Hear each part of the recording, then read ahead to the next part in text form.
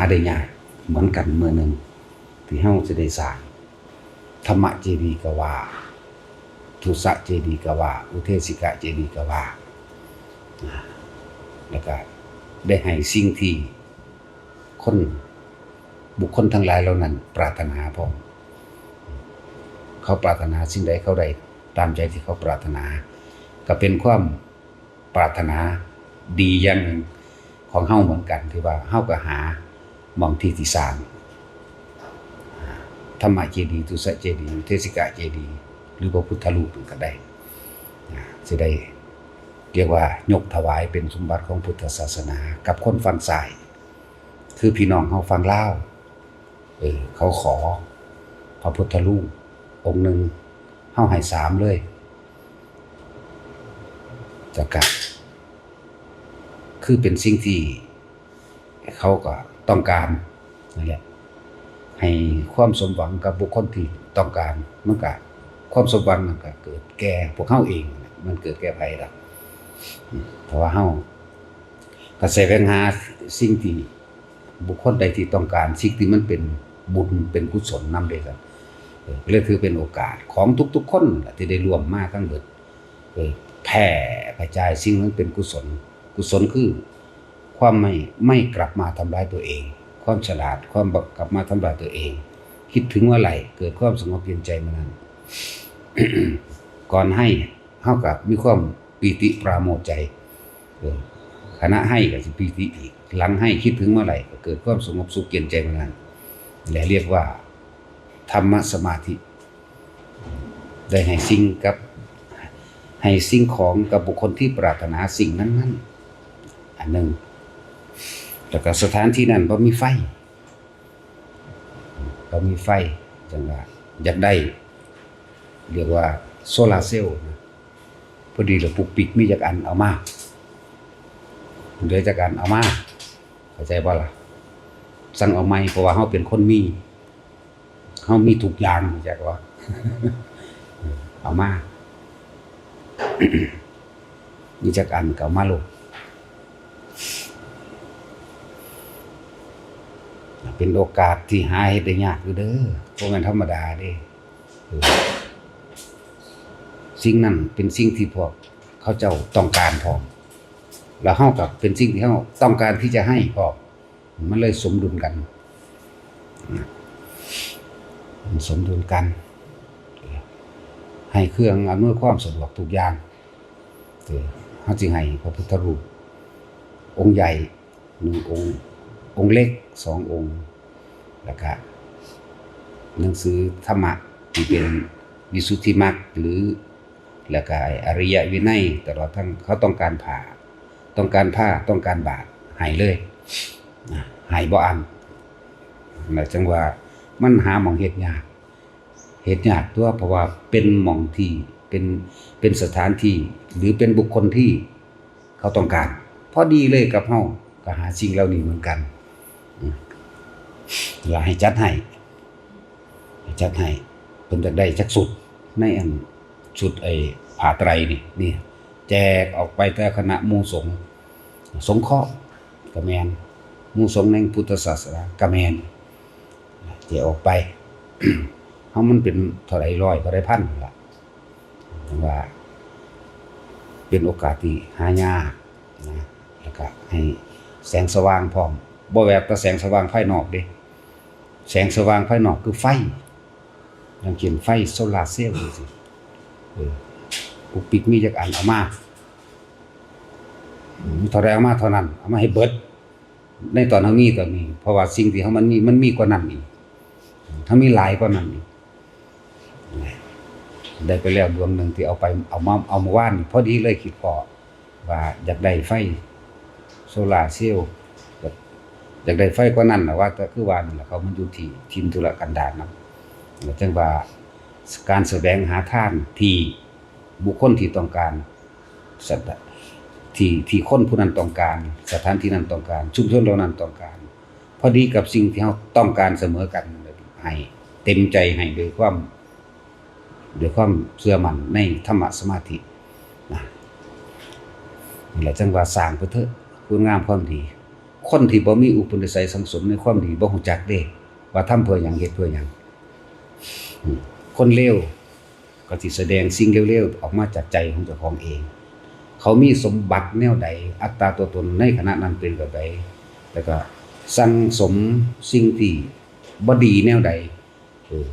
เขาก็สิเอาสิ่งที่บ่ดีแสดงออกมาขัดงานกับคนดีเป็นธรรมดาบัด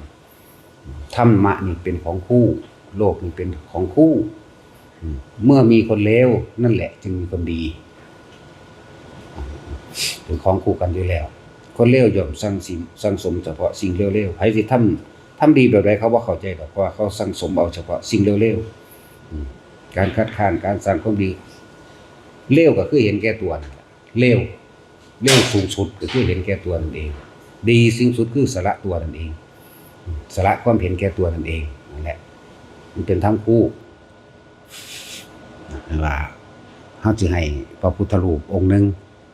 60 นิ้วแล้วก็องค์20 นิ้ว2องค์นี่เป็น3องค์เรียกว่าเฮาได้สร้างธรรมเจดีย์ทุสะเจดีย์อุเทศิกะเจดีย์อุเทศิกะเจดีย์สร้างหรือบูชาพระพุทธเจ้าหรือบูชาพุทธศาสนาเด่นบูชาแปลว่ายินดีกระทำตามคำสั่งสอนของเพิ่นเองนี่แหละบูชาธรรมนี่ก็แม่นเครื่องอำนวยความสะดวกเขาเจ้ามีปัญหาบ่มีเงินบ่มีเครื่องอำนวยความสะดวกเอารถไปรับเอาไปส่งพร้อมไปรับพร้อมแล้วก็ให้ทุนไปสร้างที่โน่นอีก 50,000สิ่งที่เขาเจ้าลำบากใจนะก็คือนี่แหละเงินบ่ฮู้จักว่าสิไปเอามาแนวใดหลายอย่างแต่สิ่งใดที่เขาเจ้าปรารถนาให้มันสมปรารถนาของเขาเจ้าแต่เฮาสมปรารถนายิ่งกว่าปรารถนาของเฮาคือการให้เบิดนั่นแหละมีสิ่งใดก็ให้ไปนั่นแหละให้สิ่งที่เขาต้องการหาได้ยากแต่ว่าให้ทุกอย่างนั่นแหละแม้กระทั่งชีวิตเฮาก็ยังให้ศาสนาชีวิตเฮาก็ยังให้ธรรมะส่วนผู้บ่รู้จักหยังก็จงงมต่อไปนี่แหละในวัฏฏะนี่แหละจังว่าทุกคนถ้ามีศรัทธาคำว่าศรัทธาเชื่อมั่นตั้งมั่นมุ่งมั่นศรัทธาในธรรมคือความจริงของทุกชีวิตสรรพสัตว์ทั้งหลาย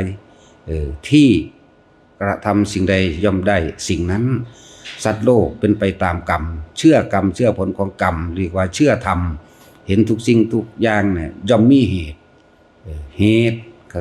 คือการเกิดผลก็คือการตายมื้อนี้แหละก็คือว่าบ่มีสิ่งใดดลบันดาลใดๆทั้งสิ้นบ่ได้เป็นไปตามสิ่งศักดิ์สิทธิ์บ่ได้เป็นไปตามมีผู้ดลบันดาลเป็นไปตามที่เฮาเฮ็ดเองจึงเรียกว่าเชื่อกรรมเชื่อการกระทำอันจิตเกิดจากใจของเฮาเองจิตเจตนาเมื่อมันมุ่งมั่นศรัทธาบ่หวั่นไหวในธรรมคือความจริงความจริงในอนิจจังความจริงในอนัตตาความจริงในสัตว์ทั้งหลายเป็นไปตามกรรมความจริงในเกิดเกินแก่การเจ็บการตายบ่หวั่นไหวแล้วก็ศรัทธาในความจริงว่าผู้ใดยิ่งสละนั่นแหละยิ่งเบาความจริงในสิ่งนี้พร้อมนะมันเลยบ่หวั่นไหวจิตก็เกิดความปราโมทย์เป็นธรรมสมาธิจิตตั้งมั่นขึ้นมาเองเป็นสมาธิจิตอันหนึ่งซึ่งคำว่าธรรมสมาธินี่จิตเป็นสมาธิของมันเองจักบ่ล่ะจิตตั้งมั่นเป็นสมาธิของจิตนะปราโมทย์เกิดความเบิกบานอิ่มเอิบลื่นเริงบันเทิงในใจนั่นแหละปีติอิ่มใจเกิดจิตสุขแสดงแผ่ซ่านออกมาทางกายเรียกว่าปีติปัสสัทธิเมื่อเกิดความสงบใจไม่เร่าร้อนไม่กังวลกับสิ่งใดๆแล้วเป็นความผ่อนคลายของจิตที่บ่หนักบ่ถือเรื่องนั้นเรื่องนี้เข้ามาผ่อนคลายของจิตออกไปแล้วนั่นแหละจิตจึงตั้งมั่นบัดนี้เมื่อจิตตั้งมั่น ไม่หวั่นไหวจิตเป็นสมาธิของมันเองเรียกว่าธรรมะสมาธิเกิดความอุเบกขาเกิดอุเบกขาขึ้นมาคำว่าอุเบกขาไม่หวั่นไหวต่อสิ่งทั้งหลายทั้งปวงที่มีความเกิดขึ้นเป็นธรรมดาที่มีความแตกดับเป็นธรรมดาไม่หวั่นไหวแม้กับการกระทำคำพูดของใครทั้งสิ้นที่ไม่เป็นไปตามกรรมหมายถึงว่าแม้นคนจะสาปแช่งหรือให้พรก็ช่าง ไม่หวั่นไหวให้พรไม่ดีใจสาปแช่งไม่เสียใจเพราะทุกสิ่งทุกอย่างเกิดขึ้นจากการกระทำของเราล้วนๆเรียกว่าธรรมะสมาธิแล้ว จึงเรียกว่าสัจจะหรือธรรมย่อมรักษาผู้ประพฤติธรรมคือผู้ประพฤติตามความเป็นจริงนั่นแหละเรียกว่าธรรมแต่จิตใจอันนี้ก็ไม่เคยคิดทำร้ายเบียดเบียนให้ผู้ใดผู้หนึ่งเสียชีวิตและทรัพย์สินตลอดทั้งคนและสัตว์เนี่ยมันตั้งมั่นของมันเองอยู่แบบนี้แล้วมันมั่นใจของมันเองอยู่แบบนี้แล้วนั่นแหละก็คือว่ายอมรับตามธรรมชาติธรรมชาติเกิดธรรมชาติดับนะเป็นจังหวะแต่ละคนให้มั่นใจนี่ในตนเองในการกระทำตนเองเชื่อกรรมเชื่อผลของกรรมนี่ตนเองนั่นแหละคนจะร้ายและดีบ่ได้ขึ้นอยู่กับมีสิ่งดลบันดาลเด้ขึ้นอยู่กับตนซึ่งบอกว่าธรรมะสมาธินี่ลึกยิ่งกว่าสมาธิธรรมดาอีกซึ่งมันเป็นปกติหรือจะเรียกเองว่าสมาธิเต็มภูมิของมันจึงว่าบ่หาแต่ตั้งใจหยังก็ได้แต่ว่ามันตั้งใจของมันอยู่แล้วเลยเป็นสมาธิในสมาธิของมันเองจิตเป็นสมาธิเรียกว่าธรรมะสมาธินั่นเองเขาว่าไหลเข้าสู่ปัสสัทธิไหลเข้าสู่ความตั้งมั่นในความตั้งมั่นแล้วจึงไม่หวั่นไหวเรียกว่าไหลเข้าสู่อุเบกขาอุเบกขาถึงการวางจิตเป็นกลางต่อสิ่งทั้งหลายทั้งปวงสัตว์ทั้งหลายเฮาเห็นสัตว์ทั้งหลายมีความเกิดมีความตายเกิดจากบ่ว่าสิ่งใดสิ่งหนึ่งเกิดขึ้นจังล้วนแล้วเกิดกลายเป็นดินเสื่อมสลายหายไปดุจดังลมทุกคนเกิดมาสุดท้ายก็กลายเป็นดินแล้วก็สลายหายไปดุจดังลมบ่มีหยังเลยสิเข้าไปควรที่ควรเข้าไปยึดถือมันบ่มีแนวเฮาถือจากแต่ว่าทำดี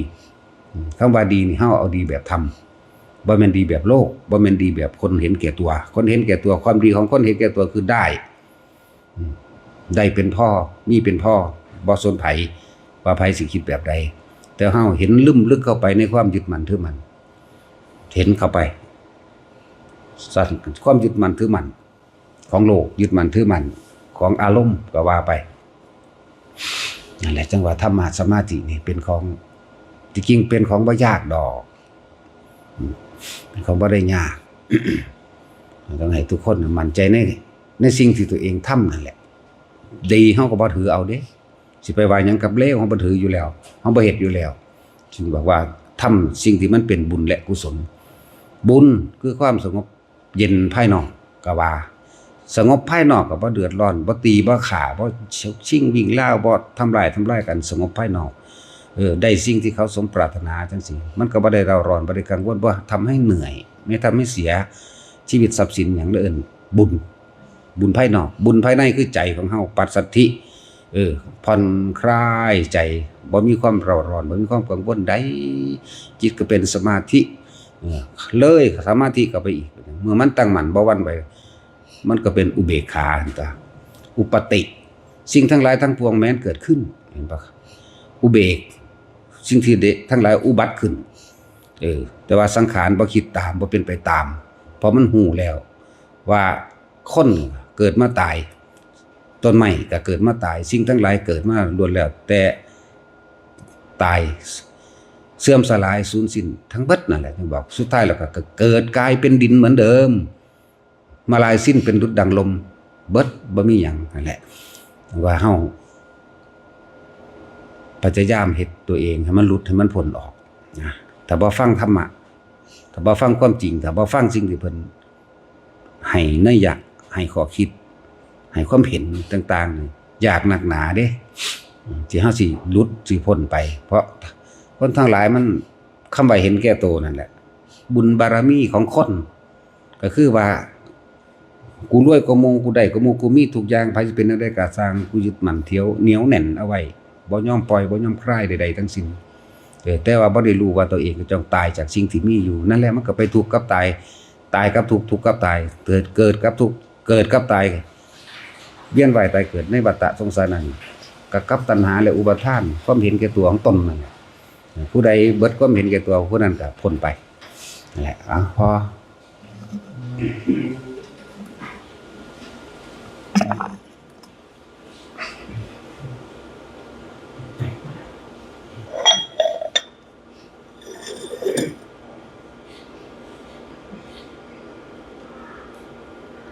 ยะ